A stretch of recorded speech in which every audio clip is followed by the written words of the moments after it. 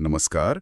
आज हम गुड़गांव से आई एक वाकई परेशान करने वाली खबर पर बात कर रहे हैं। एक निजी स्कूल की टीचर पर आरोप है अपने ही एक नाबालिग छात्र के यौन शोषण का। गंभीर आरोप है ये। हमारे पास इस पर एक न्यूज़ रिपोर्ट है, तो आज हम इसी के जरिए इस पूरे मामले को थोड़ा समझने की कोशिश करेंगे। तो जो मुख्य आरोप है वो ये कि एक 35 साल की शादीशुदा अध्यापिका ने 12वीं कक्षा के एक छात्र का यौन शोषण किया। और वजह क्या बताई जा रही है? अच्छे नंबरों का लालच, क्लास के काम में मदद का बहाना। मतलब सुनने में ही अजीब लगता है, जहां एक भरोसे का रिश्ता होना चाहिए। बिल्कुल। अगर ये आरोप सही हैं, तो ये भरोसे का एक तरह से टूटना दिखाता है। देखिए, स्कूल के माहौल में छात्र तो शिक्षकों पर ही निर्भर करते हैं ना, गाइडेंस के लिए, सुरक्षा के लिए। तो ऐसे में अच्छे ग्रेड्स या मदद का कथित लालच देना, ये अपने आप में एक बड़ा मनोवैज्ञानिक दांवपेच है। ये पद के दुरुपयोग की तरफ इशारा करता है। बताती है कि ये सिर्फ स्कूल या घर तक ही नहीं रहा। सिलसिला पहले घर पर शुरू हुआ, लेकिन फिर अध्यापिका छात्र को बाहर होटलों में ले जाने लगी। हाँ, और ये जगहों का बदलना भी ध्यान देने लायक बात है। रिपोर्ट में जून, अगस्त, सितंबर 2024 में रेवाड़ी और कुछ दूसरी जगहों के होटलों का जिक्र है। अक्सर ऐसे मामलों में होता है, घर पर पकड़े जाने का डर होता है या शायद रिश्ते को और छिपाना होता है, तो ऐसी बाहरी गुमनाम जगहों का इस्तेमाल किया जाता है। ये दिखाता है कि शायद ये सब काफी सोचा समझा था। मामला खुला कैसे? जब छात्र के पिता को किसी तरह इसकी भनक लगी। उन्होंने फिर इसी साल मार्च में पुलिस में फॉर्मल शिकायत दर्ज कराई। जाहिर है किसी भी पेरेंट के लिए कितना मुश्किल रहा होगा। हाँ, और सिर्फ शिकायत नहीं, रिपोर्ट कहती है कि पिता ने पुलिस को कुछ ठोस सबूत भी दिए हैं।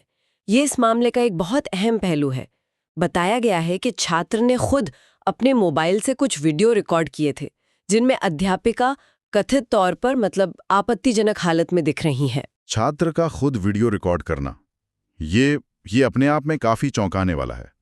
आजकल टेक्नोलॉजी की वजह से सबूत जुटाने के तरीके भी कितने बदल गए हैं। सही कहा, बिल्कुल। ऐसे मामलों में जहां अक्सर कोई डायरेक्ट गवाह नहीं होता या पीड़ित खुलकर बोल नहीं पाता, तो इस तरह के डिजिटल सबूत जैसे वीडियो, ये जांच की दिशा ही बदल सकते हैं। हालांकि फिर ये भी सवाल उठता है कि सबूत कितने प्रामाणिक हैं, किस कॉन्टेक्स्ट में रिकॉर्ड हुए हैं, इसकी जांच भी उतनी ही जरूरी हो जाती है। और फिर कोर्ट में ये कैसे पेश होते हैं, इनकी कानूनी मान्यता क्या है, ये सब देखने वाली बातें होंगी। पुलिस एक्शन की बात करें तो रिपोर्ट के मुताबिक 3 मार्च को शिकायत हुई और फिर जांच के बाद 13 मार्च को एफआईआर दर्ज की गई। तो एक क्रम दिखता है, शिकायत, फिर सबूतों का सामने आना, वो भी वीडियो जैसे सबूत, पुलिस की जांच और फिर एफआईआर। और इसके बाद जैसा रिपोर्ट में है, पुलिस ने आरोपी अध्यापिका को गिरफ्तार भी कर लिया है।